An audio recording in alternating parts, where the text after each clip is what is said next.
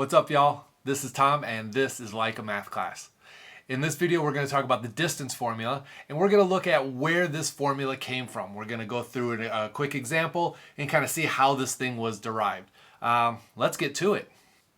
All right, so right here we have a triangle, and this triangle goes from point A, -3, 3, to point C, 7, 3, to point B, 7, 9. And it's on the Cartesian grid, the coordinate grid here. And what we're going to try and do is we're going to try to find what is the distance between points A and B. So we want to find this distance. What we're going to do is we're going to start by using the Pythagorean Theorem, and then we're going to go back and we're going to see how can we find this for any two coordinates for the whole for any two coordinates on the coordinate plane. So we'll start by saying, well, we're starting here at -3, so we're going to move 1, 2, 3, 4, 5, 6, 7, 8, 9, 10 points, or 10 units. So that's got a distance of 10. And then on our purple, we're going to go up 1, 2, 3, 4, 5, 6 units. So we know that that's going to be a 6 there. So really what we could do, if we wanted to find this distance for AB, we'll go back to our Pythagorean theorem. It's really that simple.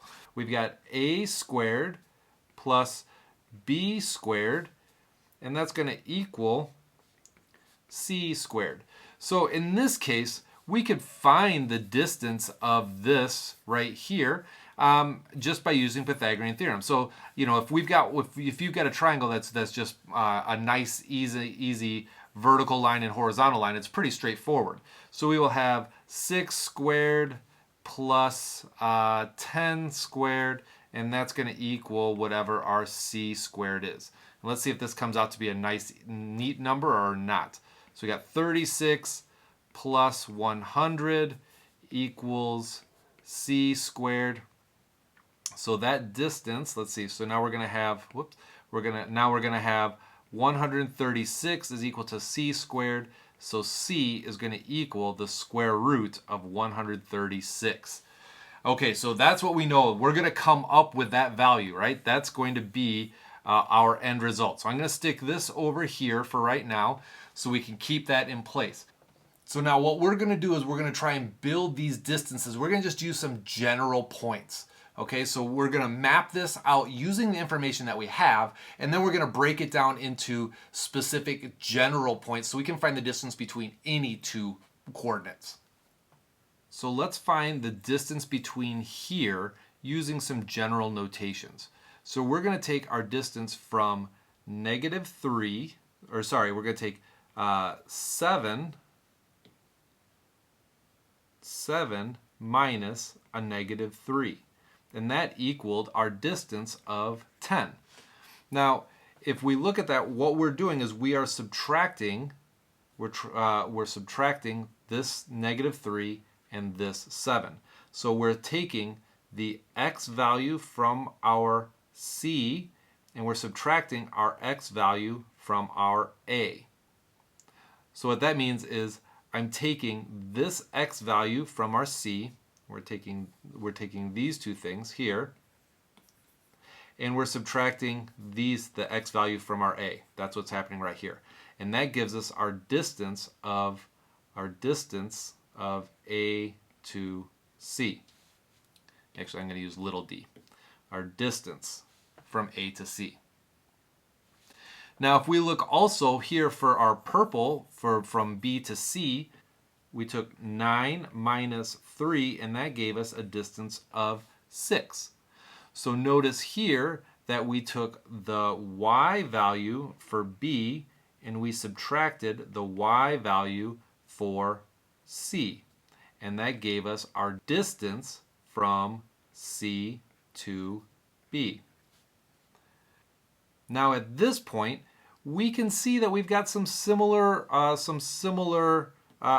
points here. This point C is the same, or this x value for our C is the same as our x value for our B. So our x value for our C is the same thing as our x value, let me write that out separately. X for C is equal to x for B. Okay. And y for A is the same thing as y for C. So y for C is the same thing as y for A. So if these two things are the same, then what I can do is I can take this C value, this XC value, and I can drop this XB value in. So I can just take this thing and put it right in there. And so now I have XB minus XA is equal to distance from A to B for our x values. That's the distance that we would go from A to B, this distance right here. And if we're looking at this one, if we take our YC, we've got YB minus YA, and that's going to give us our distance from A to B. So look what happened here. Look at this. This is kind of the big deal right here. So this distance, these two things right here, we just found the distance from A to B using these values. So if we consider that this distance plus this distance squared plus this distance squared equals this, right? That's our Pythagorean theorem. That's what we did right here.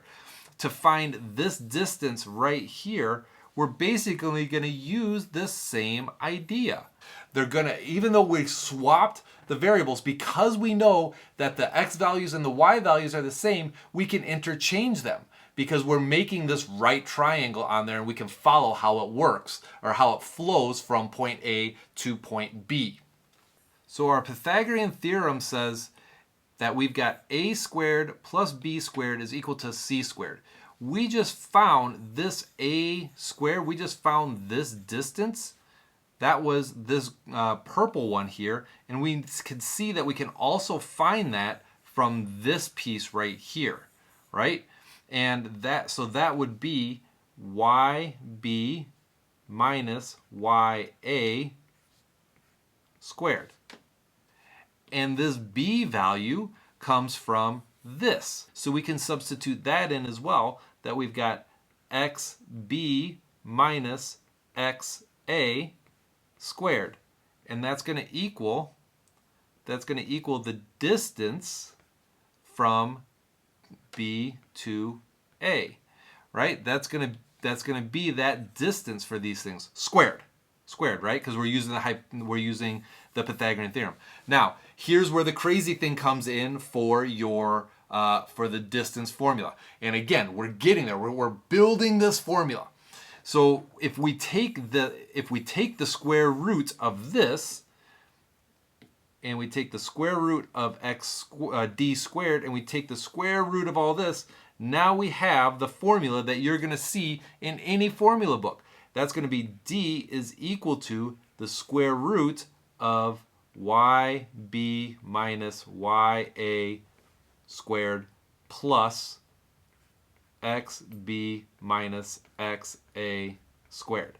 And that's the formula that you see. Now you actually see it in a slightly different way because we don't use XA and XB, we call it Y1 and X1. So to generalize this just a touch further, if we generalize this to not be specific to A and B, if we instead say, well, let's take our second point, let's make this now x2, and this is, no, this would be x1. Sorry, this would be x1. That's how we have it. So if we make this x1 and this is y1, and then this down here would be x2 and y2, kind of following along what we've done with our work down here, we're just going to change these. Here's going to be x1 x1 minus x2 squared, right? Because I went from B to A, from 1 to 2. And over here, I've got B to A, so I'm going to go from 1 to 2. And I've got y1 minus y2. And that's also going to be squared. Now, typically what you'll see is you'll probably see this rearranged where you have x1 minus x2 squared plus y1 minus y2 squared, and you might see it written like that for the distance formula. Turned around, we could swap out. We could do. We already saw what happens if we go from 7 minus 3 and 9 minus 3. 7 minus a negative 3, 9 minus a positive 3. We already saw that we get 10 and 6, and then we square those values. If I went the other way, if I said, oh, I want to go this way to this way, if I want to do, instead, maybe I want to do the distance is equal to, where you put the y2s first and the x2s first. If I just swap these things around, I'm still going to end up with the same exact thing, because if I, instead of taking 7 minus a negative 3, I take a negative 3 minus 7, look what's going to happen. I'm still taking a minus 3 minus 7 squared plus, what would it be, a 3 minus 9 squared. I'm still going to end up with the same distance, because I'm still going to end up with the square root of negative 10 squared plus the square root of negative 6 squared. And we know that when we take a negative 6 and square, that's going to be positive 36. This is going to be a positive 100. And we end up right back at the same exact spot.